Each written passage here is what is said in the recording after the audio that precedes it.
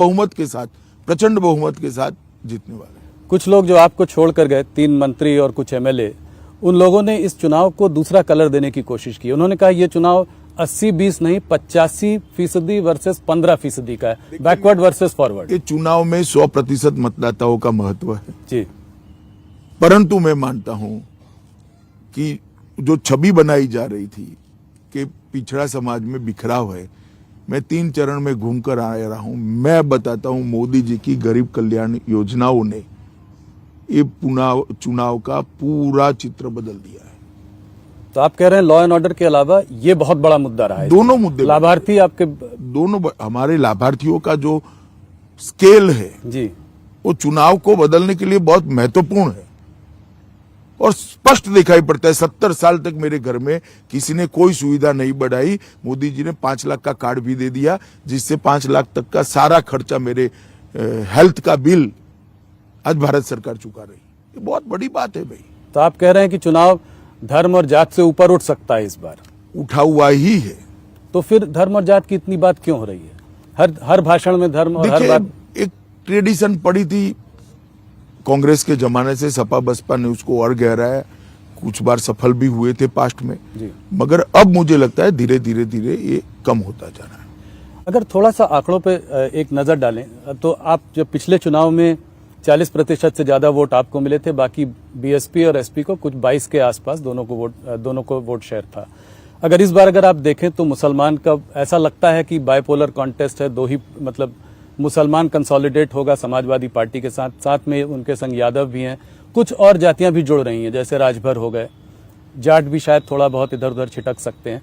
तो अगर आप इस पूरे समीकरण को देखें तो कुछ चित्र बदलता हुआ दिखाई देता है। देखिए मैं तो मानता हूं हर चुनाव अलग होता है, हर चुनाव के डायनेमिक्स और इसकी गिनतियां भी अलग होती है, परंतु आप जो कह रहे हैं तो मैं इससे बाद वाले एक चुनाव में कह रहा हूं आपको। आप 17 का चुनाव दे, मैं 19 का चुनाव में चारों पार्टियां साथ में थी, क्या हुआ? हम 65 सीट जीत कर आ गए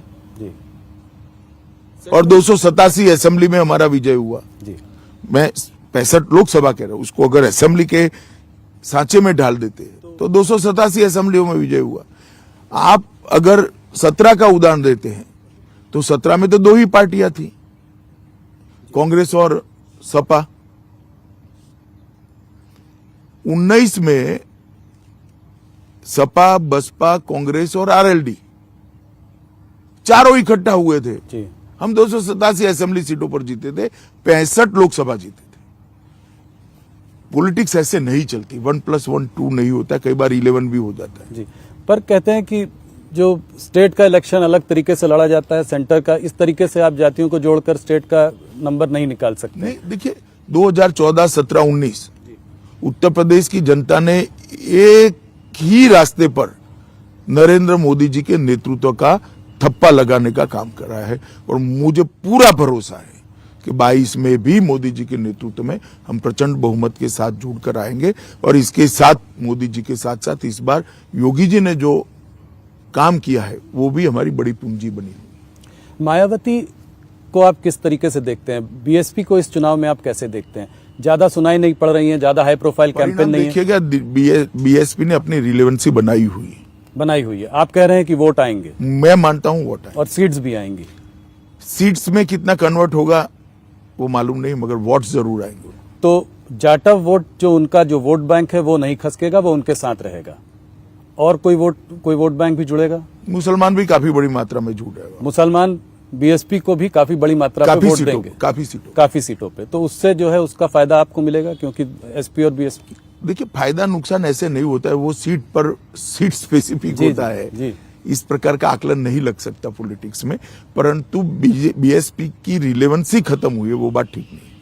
पर मायावती और बीजेपी का कोई गठबंधन होने का कोई पॉसिबिलिटी, कोई आगे जाकर तो तालमेल राहुल भाई आप समझते नहीं, गठबंधन की जरूरत ही नहीं है। हम प्रचंड बहुमत से स्वयं ही सरकार बनाने जा रहे हैं। समर्थन तो बाद में अच्छा काम करने में सबका चाहिए, सपा का भी चाहिए जी। ओपोजिशन का रत्नात्मक समर्थन तो चाहिए ही चाहिए, परंतु सरकार बनाने के लिए किसी की जरूरत नहीं पड़ेगी। भारतीय जनता पार्टी अकेले बहुमत प्राप्त करेंगी। हमारे पास जो 2 दल है वो भी अच्छी सीटें प्राप्त करेंगे। हम पर्याप्त स्थिति है जीतने।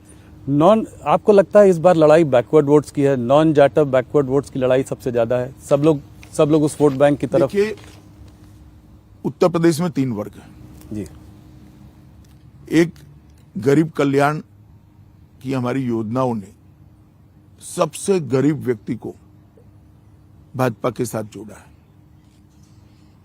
जो मध्यम वर्गीय लोग थे वो कानून और व्यवस्था और सुख चैन की जिंदगी के कारण भाजपा के साथ जुड़े हैं, और जिनको एक अच्छा खासा, जिन्होंने जीवन में सफलता प्राप्त की है, आर्थिक स्थिति भी अच्छी है, ये सारा वर्ग उत्तर प्रदेश के विकास और इंडस्ट्रियल डेवलपमेंट जो हो रहा है इसके कारण हमारे साथ। मैं किसानों की पहले एक बात कर लूं, लगभग 86 लाख किसानों का हमने ऋण माफी किया था और 35,000 करोड़ का ऋण माफ किया था।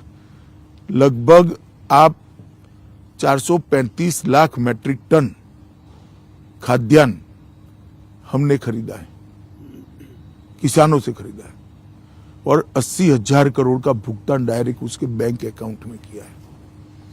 2,84,00,000 किसानों को प्रधानमंत्री किसान सम्मान निधि सीधी इनके बैंक अकाउंट में जाती है, हर साल 6,000 रुपया, और 32,500 करोड़ रुपया आज तक मोदी जी ट्रांसफर कर चुके हैं।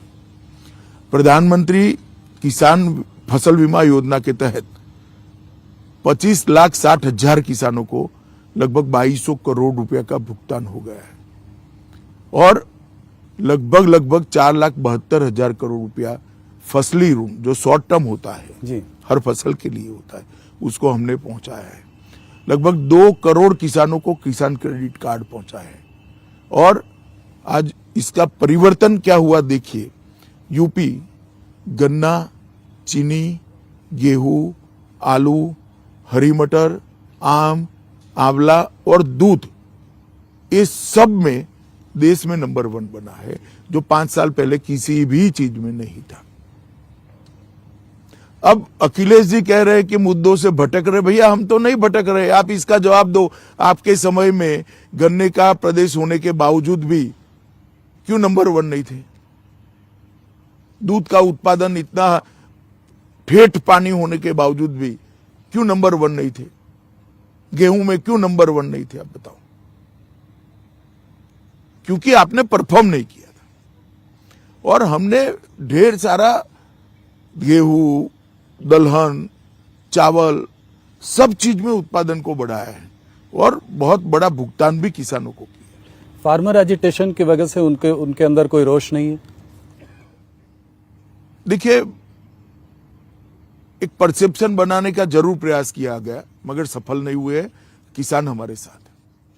ब्राह्मण वोट बैंक की अगर बात करें तो इस बार ब्राह्मण वोट अखिलेश जी काफी जोरों में उनको वो करने की कोशिश कर रहे हैं, कह रहे हैं परशुराम जयंती भी हम मनाएंगे जब हम लोग आ जाएंगे। इस पर आप क्या देखते हैं? मैं इसको कहता हूं मुद्दों से भटकना। अब कह रहे हैं कि अखिलेश जी मुद्दों से भटक रहे हैं। भाई, जातिवाद की बात करना मुद्दों से भटकना ही तो हुआ।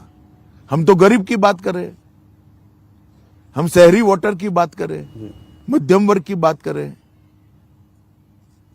हमने तो जाति की बात नहीं करी कभी। इस चुनाव में आप ओवैसी फैक्टर को कितना बड़ा मानते हैं? उन्होंने बिहार में काफी डेंट किया। देखिए, ओवैसी जी देश भर में दौरा करते हैं, अपना विचार रखते हैं। इस बार उनके काफिले पर गोली भी चल गई। माइनॉरिटी को एड्रेस करते हैं वो जी, और उनको वोट भी मिलता है हर बार। बिहार में मिला था पर बंगाल में नहीं मिला। हाँ, मतलब हर चुनाव में ऐसा होना संभव नहीं है, मगर एक आकर्षण का केंद्र तो युवाओं में बने हो। और उनके ऊपर हमला भी हुआ था। हमला भी हुआ है जी, आप लोगों की लॉ एंड ऑर्डर सिचुएशन वहां अच्छी है, मगर उन पर हमला हुआ। देखिए, इंडिविजुअल घटना को लॉ एंड ऑर्डर के साथ मत जोड़िए। लॉ एंड ऑर्डर का मामला तब बनता है क्योंकि ओवैसी पर हमला हुआ है और हम किसी को न पकड़े तो 2 ही घंटों में दोनों लोगों को पकड़कर कानून के हवाले करने का काम भारतीय जनता पार्टी की सरकार ने किया है। और हमने जरा भी सिक्योरिटी असेसमेंट की मीटिंग 3 ही घंटे में हमने कराई और 8 ही घंटे में निर्णय कर उनको जेड सिक्योरिटी ऑफर करी। हालांकि उन्होंने नहीं ली, वो अलग बात है, परंतु हमने हमारी ओर से कोई कसर नहीं छोड़ी है। योगी जी कह रहे थे कि अपने स्टेटमेंट्स पर भी आपको थोड़ा सा लगाम रखनी चाहिए, काबू रखना चाहिए। बोलते रहते हैं योगी कब तक रहेंगे, मोदी कब तक रहेंगे, कब तक बचाएंगे, जब चले जाएंगे तो हम